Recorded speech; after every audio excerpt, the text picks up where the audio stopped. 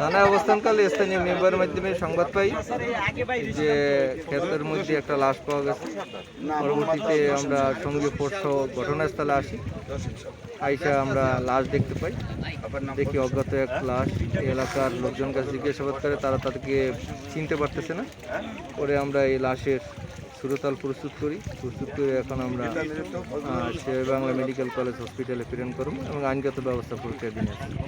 দেখলাম একটা লাশ অজ্ঞাত পড়িয়েছে পাট খাতের আইলে কোলার মধ্যে। এখন পুলিশ হয়েছে, আমরাই দেখলাম যে লাশটা পড়িয়েছে, অজ্ঞাত লাশ।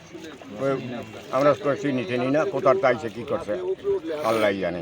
শুনি যে একটা লাশ সকালবেলা পড়ে আসছে, পরে আমরা শুনে আসছি অনেক লোকজন এখানে আইসা অজ্ঞাতনামা লাশ, তাদের পরিচয় আমরা জানি না। এখন পুলিশ এসেছে, তারা ইনভেস্টিগেশন করতেছে, সবাই এখানে আছে লাশ নিয়ে যাওয়ার জন্য।